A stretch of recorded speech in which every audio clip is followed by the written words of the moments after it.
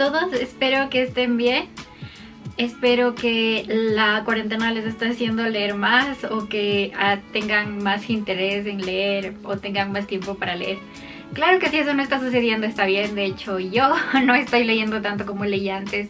Estoy leyendo mucho menos de lo que leía antes. Y bueno, sí, yo sigo trabajando y todo, pero supongo que también contaba bastante antes con el tiempo que pasaba sentado en buses o esperando otras cosas. Entonces tengo que impulsarme de otra forma. Aunque como estamos en una pandemia, creo que no necesitamos obligarnos tanto. La verdad está bien que hagamos las cosas a nuestro ritmo. Y bueno, el video de hoy va a ser un poco más simple y sencillo. Y es más que nada para personas que quieren empezar a leer y que no saben muy bien cómo leer comprensivamente. Porque si bien hay personas que empiezan a leer y leen súper bien y no tienen ningún problema y les viene muy naturalmente, hay personas a las que esto se les hace más difícil. Y aunque yo empecé a leer a los 8 años y leía libros desde los 8 años, creo que yo empecé realmente a leer comprensivamente más tarde. Lo de hoy va a ser bastante básico, simplemente para personas que están interesadas en empezar a leer y tienen el libro para empezar a leer, pero no saben exactamente cómo empezar a comprender qué es lo que está sucediendo. Deberían simplemente lanzarse el libro. Para algunas funciona, para algunas personas funciona, para otros no. No se olviden de suscribirse si les gusta lo que estoy poniendo aquí. Para leer comprensivamente, o sea, leer entendiendo que estamos leyendo, hay que ir lento. Hay que ir de a poco. No voy a hablar de cómo leer ensayos, ni papers, ni cosas por el estilo. Vamos a empezar con textos narratológicos. ¿Y qué es un texto narratológico? Es aquel que cuenta algo, una historia. No necesariamente significa que es algo que es ficción o que no es ficción. O sea, simplemente nos está contando algo. Puede ser verdad, puede no ser verdad, da igual. Entonces, en esto obviamente tenemos cuentos, fábulas, anécdotas, tenemos novelas. Ahora vamos a hablar de las características que tiene un texto narrativo, como son el espacio, el tiempo, los personajes y el narrador. Entonces veamos en un texto clásico como es el Quijote, donde dice: en un lugar de la Mancha, de cuyo nombre no quiero acordarme, no ha mucho tiempo que vivía un hidalgo de los de lanza de Engastillero, adarga antigua, rocín flaco y galgo corredor. Muy bien. Entonces primero veamos quién está contando la historia. Yo siempre digo, creo que lo más importante es el narrador. ¿Quién está contando? No les estoy diciendo si es narrador omnisciente o no, esa es otra cosa que vamos a ver después. Simplemente quién está contando la historia. Está en primera persona, yo me levanté tal día, hice esto. Está en segunda persona. Como vimos en el anterior video, yo leí el cuento de Homelas y ahí, de hecho, Ursula K. Le Guin cambia de narrador para decir tú, imagínate tú cómo es Homelas. Entonces ahí está hablando en segunda persona. Y también tenemos obviamente la tercera persona. Y obviamente también tenemos la tercera persona que muchos autores ocupan.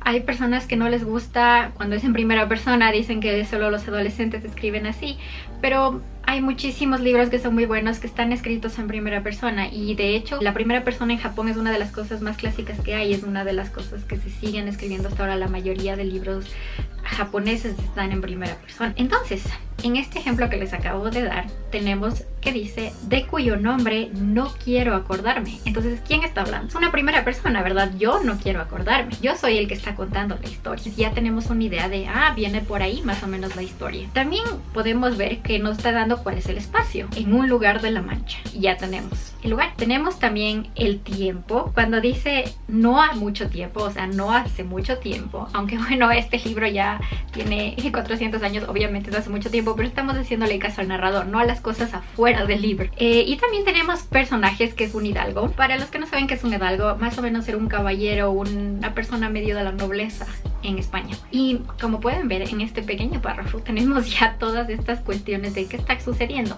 Por eso les digo que empezar a leer es un acto más bien, por eso les digo que empezar a leer comprensivamente es un acto más bien un poco lento, porque uno tiene que pararse y preguntarse, o sea, si realmente no estoy entendiendo qué está sucediendo, tengo que pararme y preguntarme, ¿quién es la persona?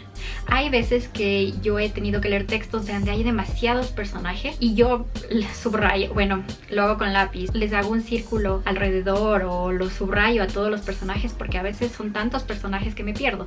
Pero está bien también para las personas que recién empiezan señalar cuál es el personaje principal. O sea, y bueno, obviamente hay muchas personas que han hecho, por ejemplo, un mapa genealógico para leer 100 años de soledad o cuestiones así. Tenemos también obviamente que hay textos en los que es muchísimo más difícil encontrar, pero creo que la mayoría de textos no son así. Y si bien yo creo que mientras uno recién esté empezando se va a demorar y va a decir, pero ¿qué está pasando?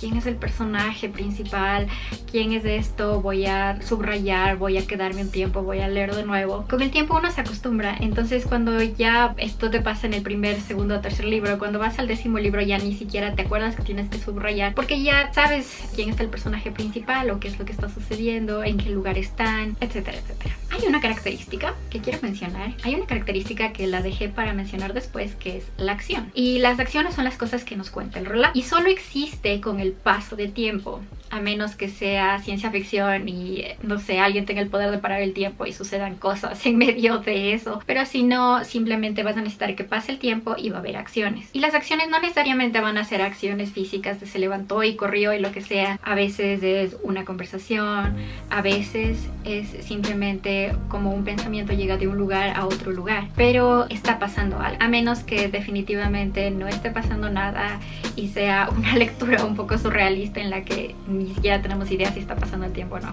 Una cosa que me olvidé de mencionar cuando estaba filmando el video es que en este párrafo del Quijote que acabamos de leer no hay ninguna acción, porque lo que hay es una descripción. Y en general las lecturas van así, pasan entre la descripción y la acción, con diálogos de por medio, por supuesto. Entonces, si es que hay un acto, también puede haber un acontecimiento, solo que el acontecimiento se diferencia del acto en que un acontecimiento es cuando pasa de un estado a otro estado. Entonces, digamos que antes de esta acción era una persona feliz y pasó todo este acontecimiento y luego terminó siendo una persona increíblemente ansiosa. Ese sería un acontecimiento porque el estado cambia. No necesariamente tiene que ser de personas, puede ser de otras cosas, es como un complemento de la acción. Hay veces en las que esto no es suficiente. A veces tenemos que ver cuáles son los temas también que están sucediendo en este texto narrativo. No necesariamente tiene que ser un tema para análisis de todo el libro o algo así. Es especialmente para empezar a comprender esta lectura. Entonces, por ejemplo, si estoy leyendo un texto en los que habla de cómo el personaje principal tiene sentimientos por otro personaje, veo que el tema que está explorado en ese párrafo es el amor. Yo me acuerdo que hacíamos esto en el colegio, pero creo que de cierta forma me ayudó bastante a entender cómo el tema se va desarrollando alrededor del libro. Entonces hay veces en las que poníamos al lado de un párrafo la palabra amor o la palabra paz o la palabra conflicto. ¿Conflicto por qué? ¿Qué es lo que está sucediendo? Hay un conflicto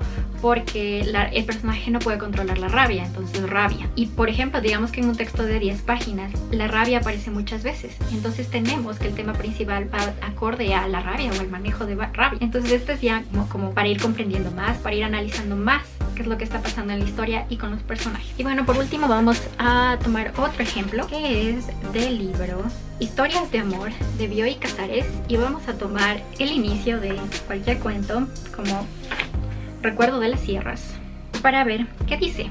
Yo mismo telegrafié al Grand Hotel para pedir los cuartos, uno para Violeta, otro para mí, de modo que la repetida e imperturbable frasecita del gerente, de acuerdo a su pedido reservamos uno solo, me indignó. ¿Cómo quedaba yo ante mi amiga? Podría persuadirla de que no obré con astucia, de que no me aproveché de su confianza, de que no le tendí una trampa. La situación era grave. El Grand Hotel estaba lleno. Arrastrar a una señora a un hotelucho contraría mis principios. Irme solo equivalía a renunciar en el acto no meramente a una esperanza, que bien podría resultar ilusoria, sino al mayor encanto de mi temporada en las sierras. Me había puesto a gritar. Que me muestren el telegrama, cuando Violeta dijo con dulzura. A mí no me importa compartir el cuarto. ¿A ti? Tenemos el inicio de este cuento y tenemos de nuevo qué está sucediendo, quién está contando la historia. Empieza con yo, entonces es en la primera persona, es un narrador que dice yo y también nos muestra sus emociones y sentimientos, como cuando dice podría persuadirla de que no obré con astucia o me indignó. No es como el del Quijote, que vemos que presenta al Quijote pero que se aleja al mismo tiempo. Entonces ya vamos viendo que hay diferencia entre los narradores. Tenemos que hay dos personajes, el protagonista y Violeta, que después sale también. Entonces, como es un cuento, podemos asumir que estos son los dos personajes principales del cuento. El tiempo sabemos que es en el pasado, más que nada por el uso del pasado en los verbos, como telegrafié, estaba lleno, me había puesto a gritar. Si bien no sabemos exactamente en qué espacio están, sabemos que van a ir al Grand Hotel y que ese va a ser probablemente el espacio más importante donde se desarrolle el cuento. Es más, tenemos aquí la presentación de lo que tal vez va a ser el tema, independientemente de que el libro se llama Historias de Amor y de que parece la premisa de un fanfiction introducción. Los personajes van de hecho a tener que compartir un cuarto mientras están en un hotel. Entonces tenemos ya la introducción al tema principal probablemente. Y es así con todos los cuentos. Como les dije, esto es algo muy inicial. Si después quieren que les hable de narradores específicamente, podría hacer eso, podría meterme más específicamente en otras cosas. Espero que les ayude a las personas que recién están empezando a leer y nos veríamos el próximo domingo. Si llegaron hasta acá, suscríbanse. Nos vemos.